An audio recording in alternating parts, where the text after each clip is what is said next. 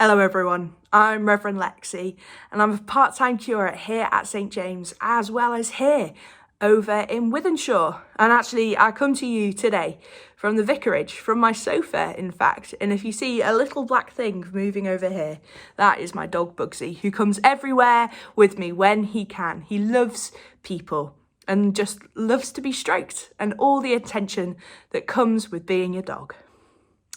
Now, it's great that I'm going to be bringing you our reflection today on our passage from Matthew. Now, for those of you who have been Christians for a long time, I'm sure this will be a very, very familiar passage to you.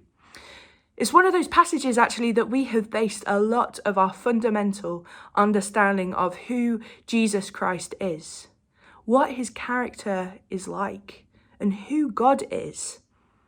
The characteristics of God are formed in this passage and gives us just a glimpse as to what the kingdom of heaven will and does look like. It's one of Jesus's best hits, if you will, and it comes right at the start of Jesus's ministry. There's a short passage just before this one that tells us that he goes around the Sea of Galilee preaching in the good news of the kingdom in the synagogues. But it's not until Matthew chapter 5 that we find out what that good news actually is. News that would not have been expected in the context of the time. Jesus flipped everything upside down.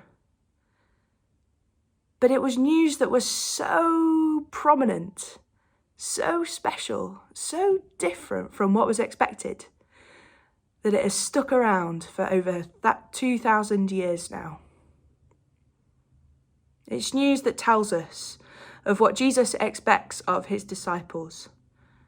And it's very different from what they would have assumed. It's the first time Jesus specifically emphasizes what the difference is between living for God and earthly living. Turns everything upside down, all the things that the disciples have previously once held as really important. Jesus, in one powerful sermon, wipes all of those things out the way, presents them with something completely different, something else entirely. Before I expand a little bit on our passage for today, let us sing together in some sung worship. To really understand this passage and get the most out of it, I think it's one of those where you have to break it down step by step, verse by verse. So the first one that we're going to look at is, blessed are those who are poor in spirit. Jesus here isn't talking about being poor in an earthly sense, of having little possession or money, but actually he is encouraging those who continue to have faith and humble trust in God, even though their faith might lead to them being oppressed.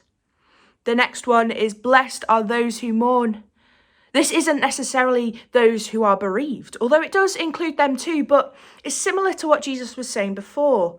For those who from a worldly point of view are unhappy. Those who don't necessarily go with the grain of society and their expectations because they believe that God is calling them to something different, something better. Which to those who aren't following God may seem like they're suppressing themselves. Like they're missing out on worldly and earthly enjoyment, but they're not at all. Jesus then says, blessed are the meek.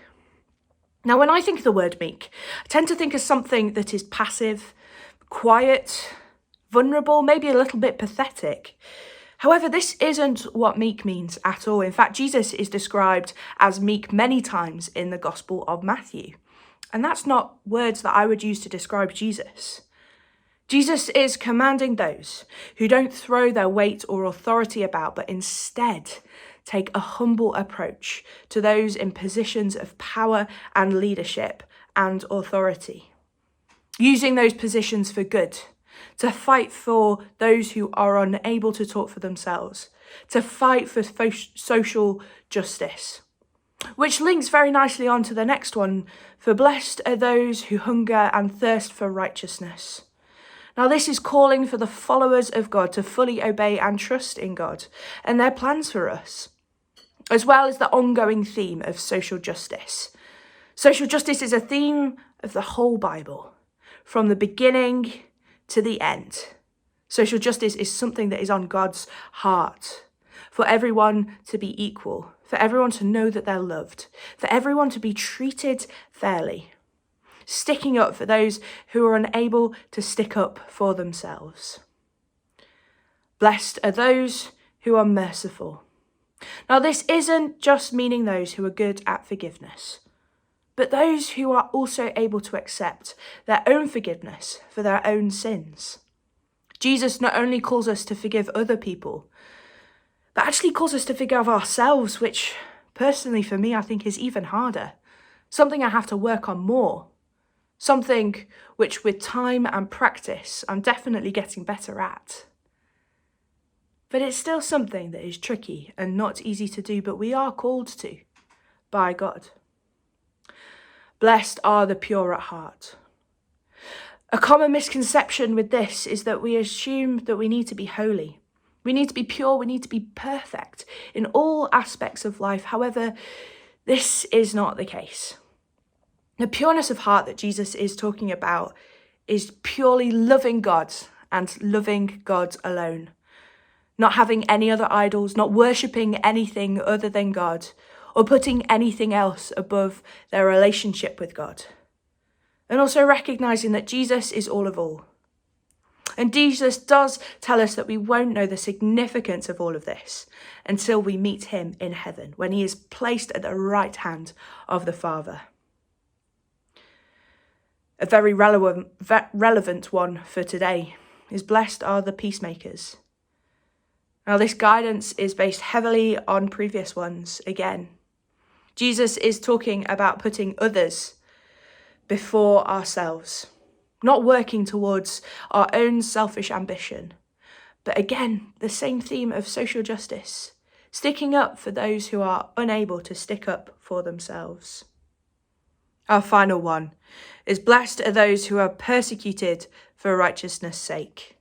Again, this is similar to the points that have gone before, with Jesus just pre-warning his followers that this is not going to be an easy task.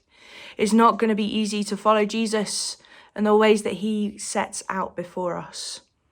People will actively go out of their way to persecute and oppress them. And actually, this is something that we still see today. There are many parts of this world where it is illegal to be Christian, where they have to hide, where there are underground house churches. And we pray for those people. We pray for God's protection over them. And we admire their courage and their faithfulness. All of these characteristics show us a glimpse of what God is like through the nature and the teachings of Jesus. He turns these teachings of the secular world upside down, calls each one of his disciples to live differently, which is exactly what I believe that we should be doing. The world out there should see something different about you and about me.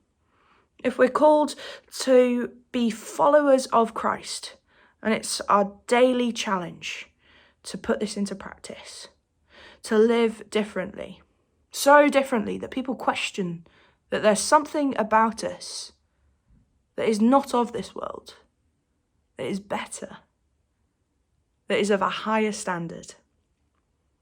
And Jesus says plainly that this is not easy. It's difficult to live against what it is that society expects of us. But there is the promise that living against the grain will lead us to the kingdom of heaven, becoming reality here on earth, where nothing will separate us from God. A day that I live to see, and I try to do my part to bring it just a little bit nearer.